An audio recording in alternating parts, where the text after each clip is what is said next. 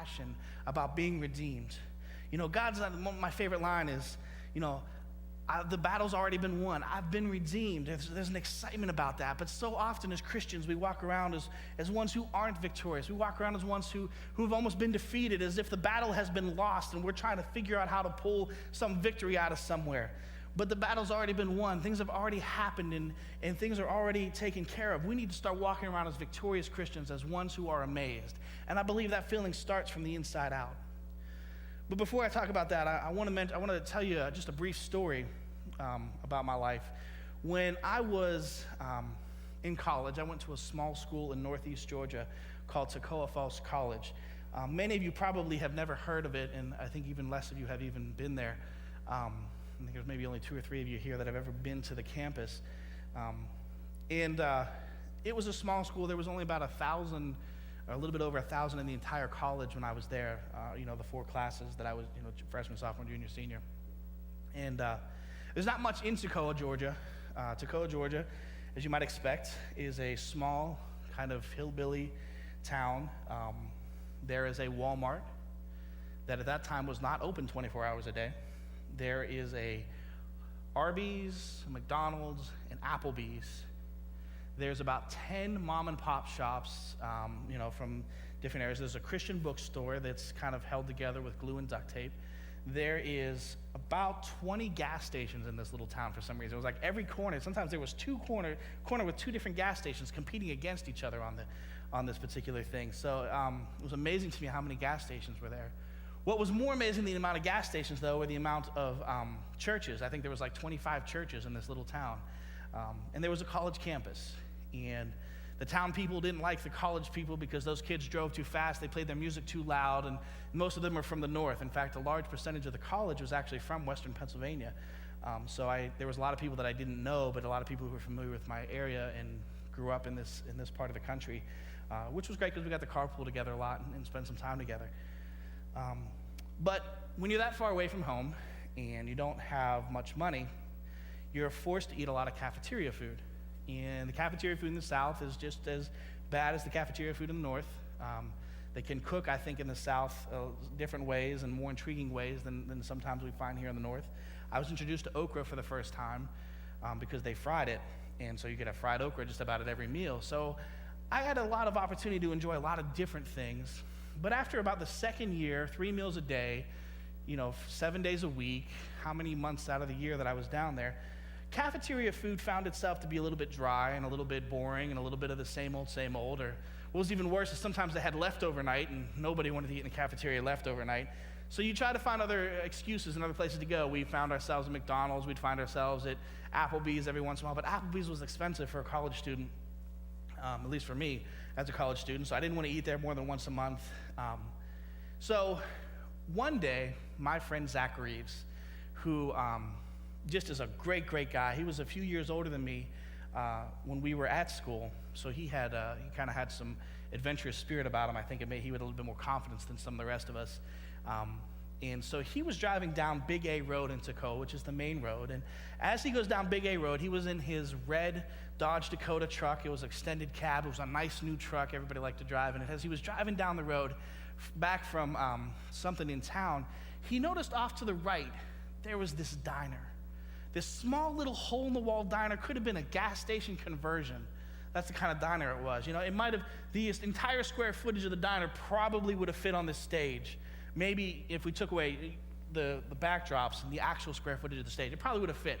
Very small little rinky-dink place. Had a kitchen, had, everything. It was like one kitchen counter that kind of came up in an L shape, and the register was there, and then the grill was back here and some other stuff. And then there was a couple of rows of seats. But he noticed that every parking spot in this diner was packed.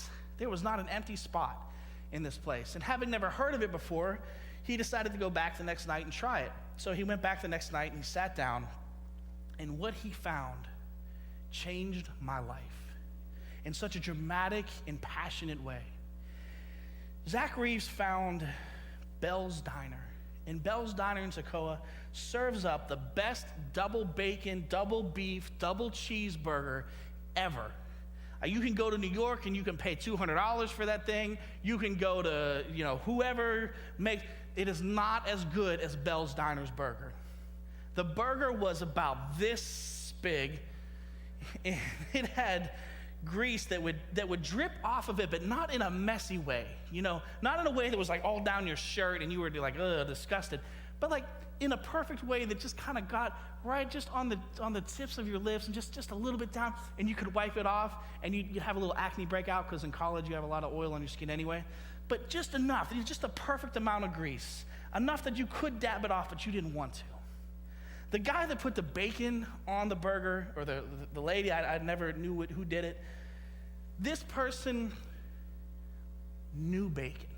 In the way that Steve Jobs knew Apple, this lady or person or this gentleman knew bacon. They could make bacon in such a way that was crispy without being burnt. It wasn't soggy, it wasn't flappy, it wasn't like all limp, but it wasn't like burnt, and it was just perfectly on there. And it wasn't like a piece of bacon. There was some bacon. You had double bacon on this sandwich, and it was wonderful. And the cheese was not that processed, American sliced, pre-wrapped in 3 different kinds of plastic that you feel like you open a CD to get into. This was like real cheese, like a hunk of cheese, shoom, slam, and it was melted, but it wasn't coming off. It was just there. And you took that burger and it was delicious. It was the best burger. The burger was so good that you were not only satisfied from any hunger that you would have had, but you were almost instantly again hungry for another bite of that burger. That's how good this burger was. To make it even better, they had the best sweet tea ever brewed anywhere. They served it in the styrofoam cups with some ice that you could probably, it wasn't any magic to the ice, just regular ice. But the sweet tea was like nectars from the God. Like God poured out his spirit into this tea somehow, and it just permeated over. And as you took a sip of this cold, sweet, delicious tea, you could feel it go down your esophagus and coat the inside of your stomach in a cool and refreshing way. It was delicious. It's not like the sweet tea that you have up here. Like you go to McDonald's, you order the sweet tea. That's not sweet tea. That's somebody put some sugar in some tea. That's not sweet tea. This was sweet tea. This was the stuff that legends are made of. And so for like $2.25, you could get a double bacon, double cheese, double patty burger, and a large sweet tea that they would continually fill for you while you were there, and it was heaven. We found every excuse to go there. Had a bad day? Let's go to Bell's. Had a good day? Let's celebrate and go to Bell's. Do horrible on a test? Oh, you'll feel better after you go to Bell's. Do great on a test? Let's celebrate. Let's go to Bell's. Did you have a day that could have gone either way? Wasn't really great, wasn't really bad? Let's go to Bell's, and all of a sudden you'll feel so much better about your day. Everything will be so much happier. There was a hunger that was created and delivered in that moment of eating that Bell's burger. The problem with Bell's is that they haven't franchised, and so they're only in Toccoa. So now as I'm back in Pittsburgh, as I find myself back in this city, I can't get to a Bell's Diner. So every once in a while I find a craving, I feel a desire, much like I will probably in about the next 5 minutes, to really just leave this place, get in my car and drive 640 miles down to Toccoa, Georgia, so that I can enjoy one of Bell's burgers. It's the best anywhere. It's ruined me for everything else. I can't eat another burger because every burger is compared now to Bell's burger. It would be like if you went over to 22 right now and you went to the BMW dealership and you sat down in the 2013 7 Series, fully loaded, everything, all bells and whistles, sunroof, moonroof, everything Bluetooth connected, and you got to drive that car around for a week. You got to drive it around long enough that you want to do a McDonald's run-through and eat the fries in the car, and like that becomes your car for a week. And then all of a sudden you got to give it up and then get in your 5-year-old Chevy Cavalier or Chevy Cruze. And Chevy makes a nice car, but it's not a 7 Series BMW. It's not that kind of thing. It would be like going and getting a 70-inch plasma display, LCD display, LED display with full 3D, full cinematic display, surround sound, extra subwoofer, and then all of a sudden you get the best 3D movie and you've got your glasses on and you're sitting there with the perfect lighting and the perfect sound and you're watching the perfect movie, and then somebody comes in a week later and says, Yeah, here's your TV back, and it's that black and white with the rabbit ears, and you got to click the channel to get it to the right one, and you got to put the extra aluminum foil. Once you've had the best, once you've had the greatest, once you've had the most wonderful thing, it's hard to go back to the other thing. It's hard to step back. As Christians and as believers, we have tasted the best. We have been given this redemption. We have been given this life, this newness of life that Paul talks about in Romans chapter 6, verse 4. He talks about this newness of life that we've been given.